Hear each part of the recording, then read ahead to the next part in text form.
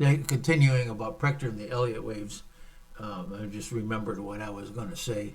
Um, he says that when the big biggie comes, everything goes wrong at once. In other words, there's not only disease, but there's political. There's wars.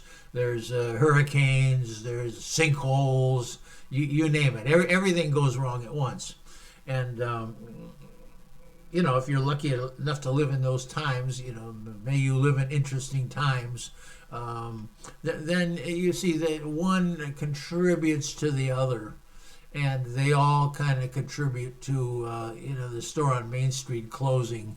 What they think is for a while, and then all of a sudden it remains closed for the next 1,000 years. But it's not just because of the pandemic, but it's because of other things that happen at the same time.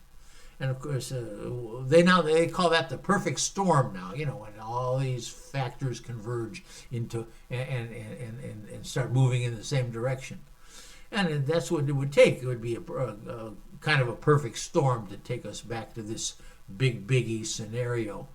Now, pandemic, probably won't do it, but a comet might. See, and this gets us back to the whole premise of this series of talks is that the comet Neowise and Zero of Cancer will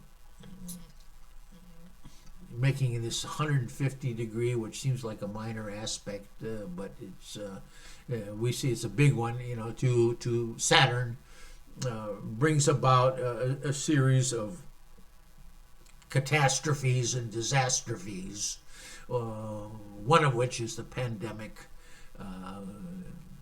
COVID-19, and perhaps other things as well. And that's why when we talked about the four horsemen of the apocalypse, now we erroneously said, by the way, I looked it up on YouTube and found out that, it wasn't exactly as I had said. I mean, pestilence and plague, war and famine, they said. And the fourth horseman, or the first horseman, was Jesus Christ himself. So you think, well, what does that do to the four-part thing I said, which was famine, pestilence, plague, and war? Well, I was wrong. That was those four things I mentioned. There's only three of them. The fourth one,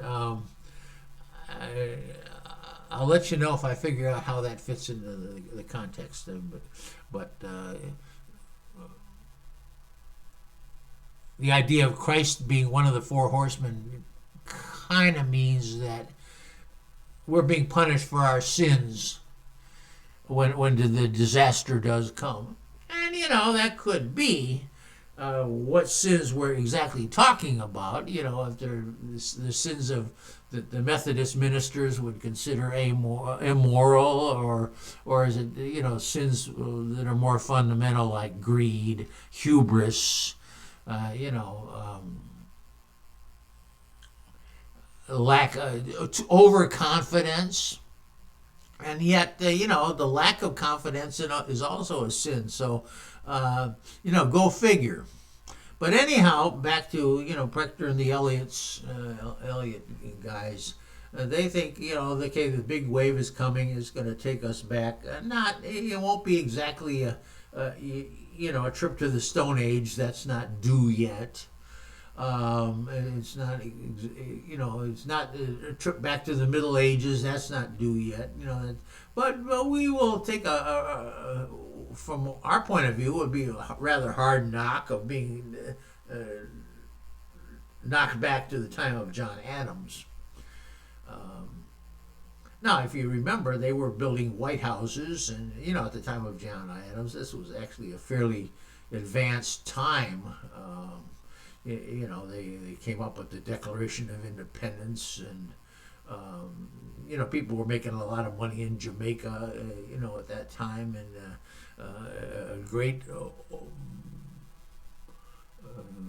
opening of the West was about to occur, and all the slaughters and manifestations that entails.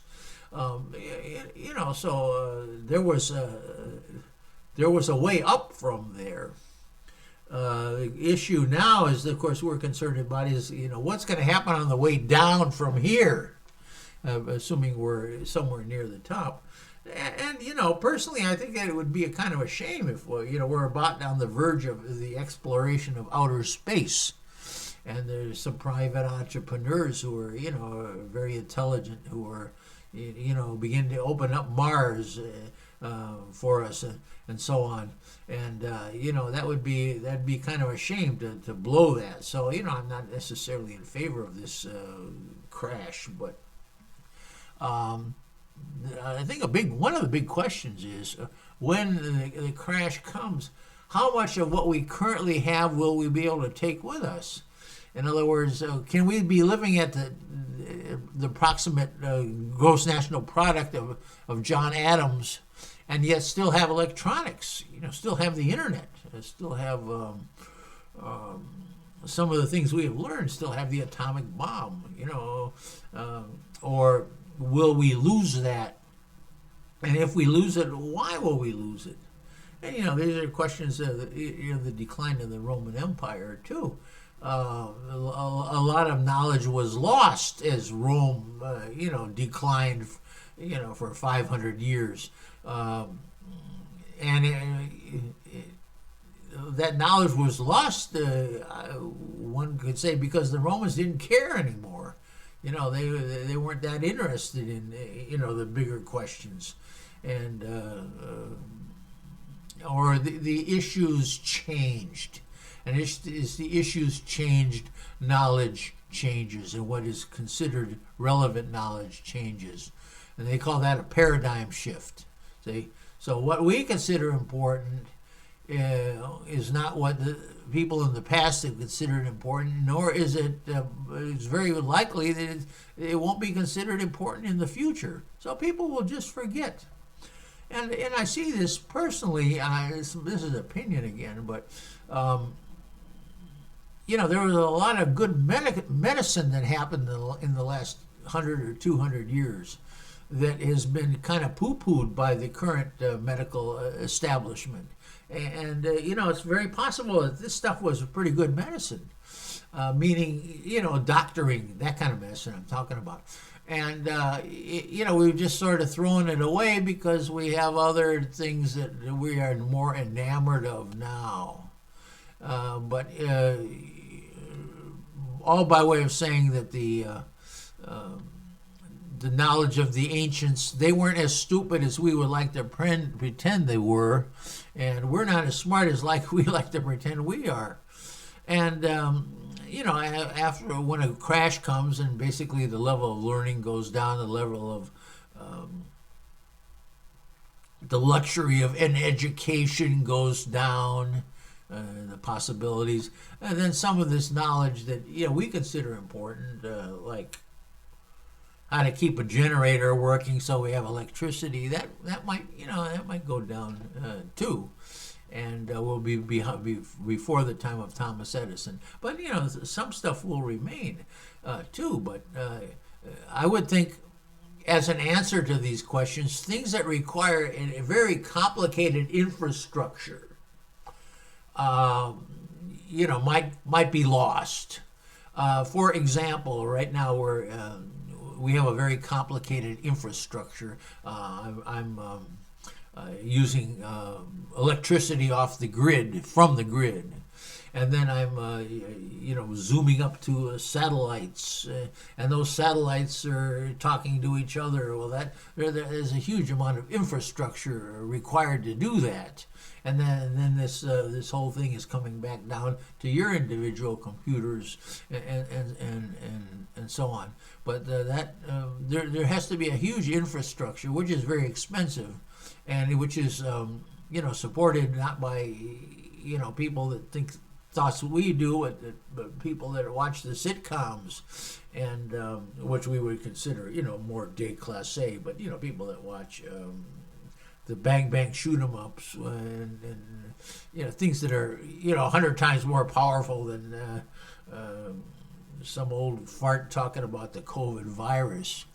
But so the answer, as far as I'm concerned, is no. Those things which require a great infrastructure will likely be lost. On the other hand, recipes on how to cook tomatoes will not be lost, because people are still going to know how to plant tomatoes, and tomatoes will still grow, with or without this huge infrastructure.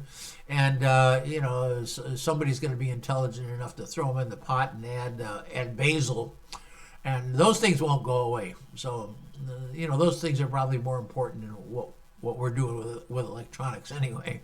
But those the low tech stuff won't go away. It's the high tech stuff, the high tech stuff, the high stock market stuff. That's what's going to go away.